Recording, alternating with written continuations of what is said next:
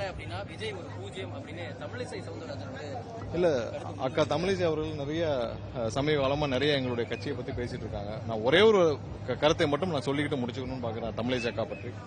25 வருஷமா அக்கா அரசியல் இருக்காங்க.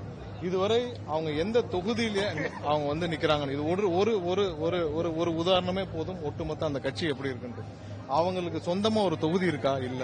25 வருஷமா இருக்கிறவங்க இதுவரை மக்களை சந்தித்து அவருடைய தொகுதியில இந்த தொகுதியில நான் எம்எல்ஏ ஆவேன் அப்படின்னு ஒரு தொகுதி இருக்கா?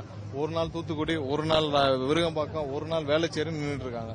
இப்படி எல்லாம் இல்லாம மக்களை சந்தித்து மக்களுடன் இருந்து மக்கள் மீது நம்பிக்கை வைத்து அவர்கள் வேலை செய்தாலே போதும், மக்கள் அவர்கள் ஏற்றுக்கொள்வார்கள். தினமும் காலையில் எந்திரிச்சால் நாங்கள் கூட்டணியில் வர வேண்டும் என்று நாங்களும் 6 மாதமாக இதற்கு பதில் சொல்லிவிட்டோம்.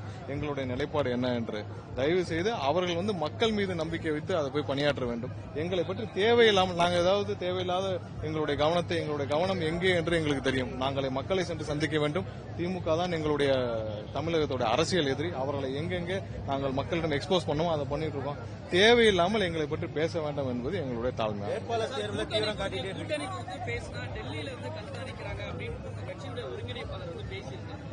என்ன நடக்குது? டெல்லியில இருந்து ஏதோ அழுத்தம் இருக்கா? இல்ல கூட்டணியில யாரும் வரவிடாத அளவுக்கான சில சூழ்நிலை எல்லாருக்கும், அதாவது கூட்டணியில் நாங்கள், ஏன்னா எங்களுக்கு இருக்கிற மக்கள் செல்வாக்கு இந்தியாவில் யாருக்குமே கிடையாது.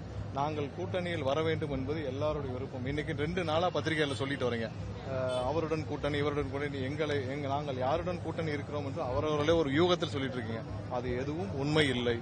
அந்த மாதிரி எந்த உண்மையும் இல்லை. ஏதாவது கூட்டணியில் முடிவுகள் எடுக்கப்பட்டால் எங்களுடைய தலைவர் அபிஷியலா அறிவிப்பார். நீங்க யூகத்தின் அடிப்படையில் 2 நாட்களாக ஐயா திரு ராமதாஸ் அவர்களுடன் பேச்சுவார்த்தை நடத்தி கொண்டிருக்கிறோம். இது மாதிரி பல யூகங்கள் வருது.